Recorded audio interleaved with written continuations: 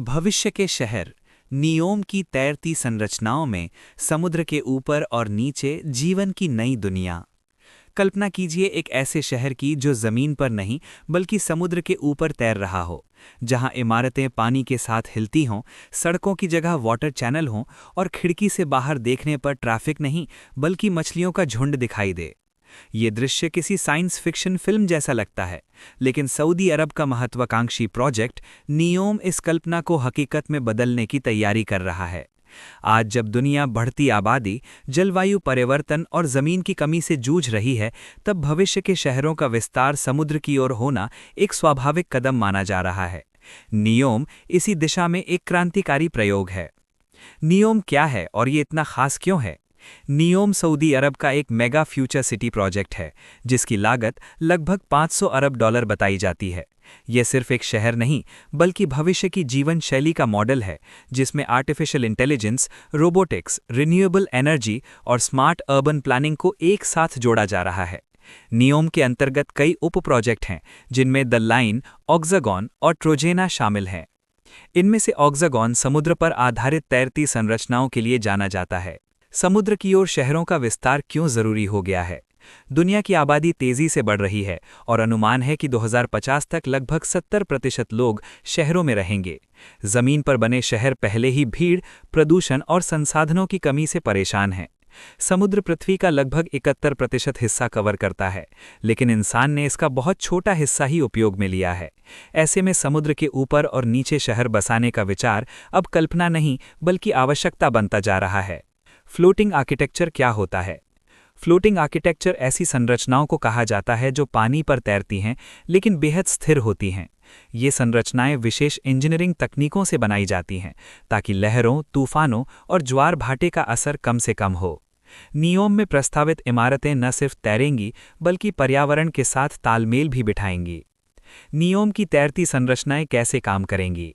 NEOM की floating cities को modular design में तैयार किया जा रहा है। इसका मतलब है कि शहर को छोटे छोटे हिस्सों में बनाया जाएगा, जिन्हें जरूरत के हिसाब से जोड़ा या बदला जा सकता है। ये संरचनाएं समुद्र की सतह के ऊपर रहने की जगह देंगी, जबकि नीचे रिसर्च सेंटर, ऊर्जा संयंत्र और पानी शोधन सिस्टम होंगे। समुद्र के नीचे जीवन, कल्पना या विज्ञान? समुद्र के नीचे रहना हमेशा से इंसान के लिए चुनौती रहा है। दबाव, ऑक्सीजन की कमी और अंधेरा ये सभी बड़ी समस्याएं हैं, लेकिन आधुनिक तकनीक इन बाधाओं को धीरे धीरे खत्म कर रही है।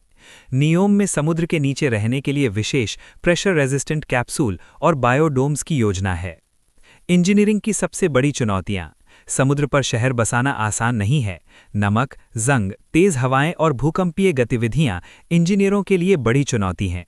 नियोम में एडवांस मटेरियल्स जैसे कार्बन फाइबर और सेल्फ हीलिंग कंक्रीट का इस्तेमाल किया जाएगा, जिससे संरचनाएं लंबे समय तक सुरक्षित रह सकें। ऊर्जा कहां से आएगी? नियोम पूरी तरह रिन्यूएबल एनर्जी पर आधारित होगा।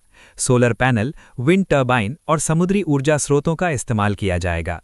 समुद्र की लहरों और ज्वार भाटे से बिजली पैदा कर शहर को आत्मनिर्भर बनाने की योजना है।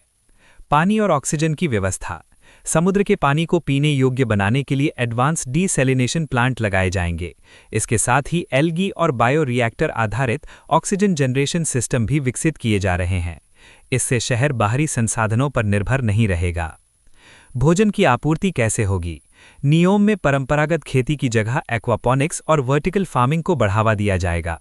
समुद्री शैवाल, मछली पालन और हाइड्रोपोनिक खेती शहर की भोजन जरूरतें पूरी करेगी।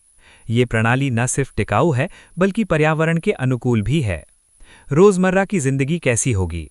समुद्र के ऊपर और नीचे रहना एक बिल्कुल अलग अनुभव होगा।